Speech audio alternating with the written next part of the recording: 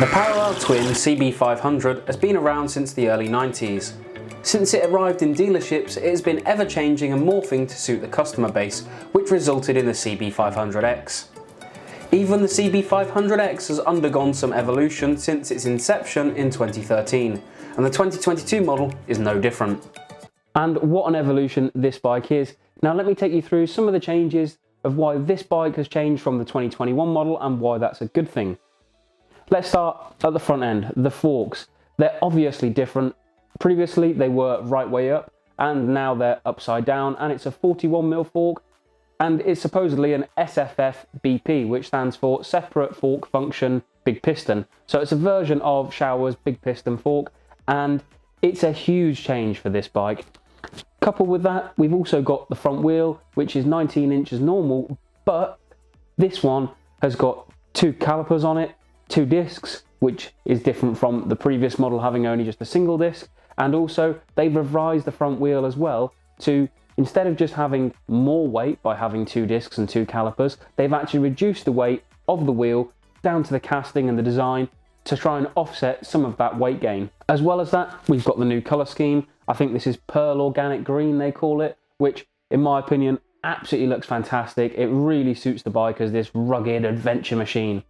As well as that change, we've got some mild updates to the engine. It's still the same 471cc engine, 47 horsepower as you had in pretty much every version of the cb500 there's been for the last however many years, 10 plus years they've been making it. But this time there's supposedly some mild mapping changes to just, it's about the way the torque is delivered and the power comes in, and honestly it makes this bike really nice to ride on the road. As well as that, we've also got updated swing arm. Now supposedly it's a little bit lighter and a little bit more rigid, just to reduce some of the flex perhaps you were getting in there before. I don't know that you notice that it's that much better, but it's certainly not a bad thing by any means. The 2022 bike starts at 6349 and it's just over, I think, £100 more than the 2021 model. So you're actually getting quite a lot of changes and updates for just that £100. But let's discuss a few more of the specs now. The seat height, if that's something you're worried about, it's 830mm, and although it seems like it looks a little bit high, actually I've got, I don't know, 30-inch inside seam, and I tell you what, I flat foot on both sides pretty comfortably. So I imagine anyone from 5'6", 7", you're probably going to be able to ride this bike with at least 1 foot on the floor, if not both. Now there's a few things that have been added to this bike as the press bike that you would get over the base model, and those are, if you've got a keen eye, these leg wind deflectors down here. We've also got the Honda tank bag. There is an addition that you can't see in this shot at the moment, but there is also a cigarette lighter socket, so a power socket on the dash, and we've got a centre stand fitted too. So all of those options, if you were to tick them, I think the centre stand is about £150, the wind deflectors is about £70, the tank bag I haven't been able to find a price for, but I'd imagine it's somewhere in the region of £70 to £120, something like that. And I think the cigarette lighter socket, power socket, is probably somewhere about £70 or £80. So as tested, this bike's probably in the region of £6,600, something like that. Now, I could sit here and tell you all about the bike all day long, but I won't do. Let's get on it, get out for a ride, and you can see what it's actually like on the open road. Well, good morning guys, welcome, hello. What a lovely morning it is to join me on board the cb500x 2022 model. Now you'll have heard a few bits and bobs about the bike just a moment ago, but I'd like to actually give you a bit of a lowdown of what's the bike like to ride, because the specs can be one thing, but that's not necessarily, you know, a bike isn't the sum of its parts. I mean, straight off the bat, it is one of the easiest bikes to ride that I've ever swung a leg over. Absolute doddle. It's so forgiving in so many ways. I mean, you can see now I'm in 5th gear at 30 miles an hour. You can open the throttle and it will pull. It's so forgiving if you're a new rider, which is predominantly what this is aimed at. I mean, I've pulled away in second gear reasonably happily. I've deliberately tried stalling it in third, driving at, I don't know, 10 miles an hour, and it'll just chug through it. I mean, don't get me wrong, it doesn't enjoy it, but the point is, if you're a new rider and you're making these little mistakes of not getting the right gear, etc., then the bike lets you get away with it. Honda have done a fantastic job designing the gear ratios, getting the feel right, getting the bottom end torque so that it can do these things, and it just gives you one less thing to worry about as a new rider. Because I can remember, you know, when I just passed my test, and let's face it, we probably all passed our test and still had absolutely no clue what we were doing with regards to riding bikes, unless you were some riding god that happened to only pass your road motorcycle test after 20 years of racing perhaps. But for those of us that weren't like that, it's very reassuring to know. I mean, also other things like the clutch feel, it's so light, the action of the clutch is unbelievably light, but still gives you plenty of feel. So it's just got this great balance of doing the right thing but being easy to do it. That's kind of how it is. Another thing that I've noticed, and is quite evident that it's aimed for new riders, is look at the size of these buttons. Look at them, absolutely massive. So again, you can't just accidentally blip the horn when you're trying to go for the indicators, for example, or likewise, you know, pressing the kill switch or the hazard lights, because it has hazard lights on this as well.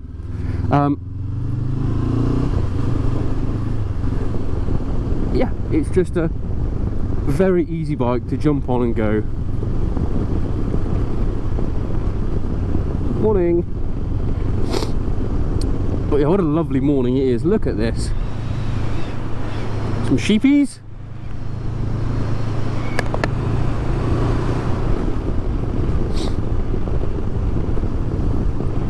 Now, I will be critical of this bike in a few areas, because no bike is perfect. I think they all have their minor issues or niggles, or yeah, things that aren't quite so good about them and could be better, and this bike is no different. I mean, so we are now doing 50 miles an hour, and this road gets incredibly bumpy in a second, and I don't know if you'll notice, because we've got the GoPro on the helmet, so it kind of acts like suspension, but it does get overwhelmed just slightly on fast bumps like this. Look. But what happens is, I think it's the rebound in particular, that when you hit a bump and then hit another bump very quickly after, the suspension hasn't had time to recover from that initial, I think they call it an event in suspension terms. So when you have an event, it hasn't had chance to sort that one out and recover by the time the second event happens, and that's noticeable. I mean, it doesn't happen everywhere, of course, because you have to have that sequence of two sort of bumps in quick succession to make that happen. But that's the way it is. The rear shock in particular lets it down, but I think that's I mean, if you've watched any of my other videos, that tends to be a theme with modern bikes, is the rear shocks just tend to be a little bit budget. They're just not good enough. The Ducati Scrambler that I rode was exactly the same. The Honda cb500x Black Edition that I rode, that was exactly the same. So let me just demonstrate for you. Second gear, pull away from a junction, have to rev it a little bit more, but pulls away nice and happily. Can even go sixth gear at 20 miles an hour, and the bike just pulls. I mean, don't get me wrong, like I say, you probably saw and heard it chugging there, but it does it. That's the thing, it does it. It doesn't matter whether it does it badly, the fact it does it at all is kind of impressive. I'm hoping we can get out of these villages and onto some nicer roads, and I can explain a little bit more to you about how the bike handles and feels. I mean, it's a surprise, because this bike weighs 199 kilos, fully fueled, ready to go, I believe. 199 kilos, so for an entry-level adventure bike, it's actually still quite heavy. It could have, but isn't, you know, being a little bit lighter. But what's impressive is that it doesn't feel like 200 kilos a bike. It does handle the weight really well, and I think that's partly down to the updates that Honda have brought in.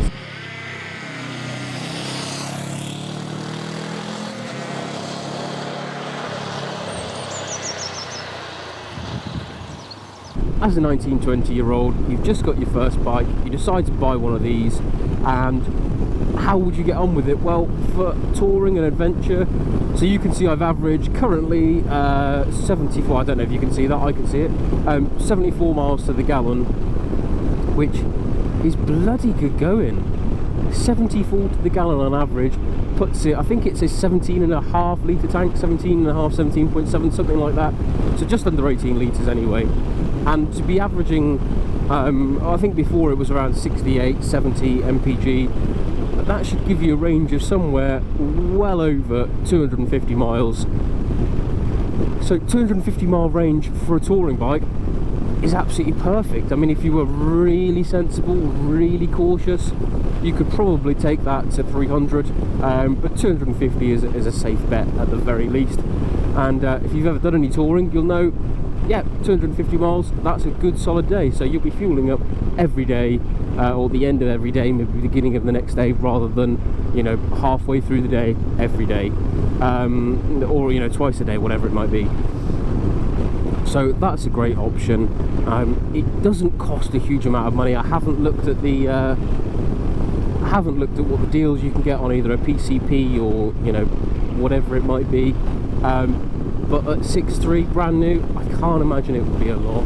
I really expected this bike to feel a lot slower than it does, and I'm not for any moment trying to explain or make you believe that it's a fast bike, because it just isn't. It is not a fast bike.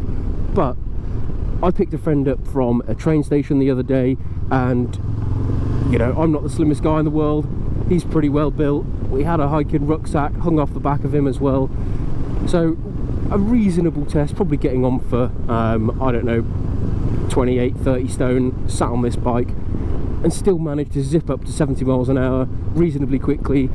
The bike didn't really feel like it was lacking, you know, totally. So it's surprising how much this bike can you know, cope with modern day road conditions. So going from 40 miles an hour to 70, for example, if you were pulling onto a motorway slip road, or, you know, dual carriageway, whatever it might be, and trying to get there safely, or make an overtake from 30 to 60, you'll have no problems. You may have to work the gearbox a little bit more than you would on a bike with more power, but oh, that looks fun. Here, Beer Crocombe, let's go down this lane. So you may have to work the gearbox a little bit more than you would on a larger capacity bike, but there's a bird of prey there. So you may have to work the gearbox a little bit more, but, you know, it's a 47 horsepower bike. It's kind of to be expected. But like I say, I'm just completely surprised with how well this engine performs on the road for how, you know, slow it is effectively. But what you get with this parallel twin is a good dose of torque, sort of from the bottom end, you know, 2,500 RPM. It pulls straight away, and it starts to run out of puff a little bit above 6,000 RPM. It does still rev out, but, you know, that's not where it's designed to live its life. And you notice, if you are up around that RPM on the dual carriageway or motorway, for example, and you're holding that RPM steady, cool, blimey, that's bright. Well, we'd complain if it wasn't sunny, wouldn't we? But if you're holding the RPM steady, oh, I didn't realise the road went there. A little bit of off-roading. Yeah, if you're holding the RPM steady, you know, 6,000 RPM-ish, or even below that. What isn't great about this parallel twin engine is the vibrations. You get a load of vibrations, particularly through the bars, and it's not so bad. But I imagine if you were touring and you're doing a lot of motorway work on your sort of your first day or second day to try and get to the area you're going to, then you're going to be a little bit disappointed. But for roads like this, the surface isn't brilliant. There's gravel in the centre line, all of that nonsense. like, on a sports bike, you would be a little bit, you know, cautious of all of this or worried about it, but yeah, just ride along one-handed on the gravel, not a care in the world. It's not an off-road bike, it really isn't, so doing more than this, you're probably going to come unstuck and drop the bike quite quickly. You know, it doesn't have handguards as standard, it doesn't come with crash bars, so if you drop it, chances are you're going to break something. You know, you'll snap a lever or a mirror or something like that, or you'll damage the good looking bodywork. So do so at your peril. Whoa, that was a lot deeper than I thought.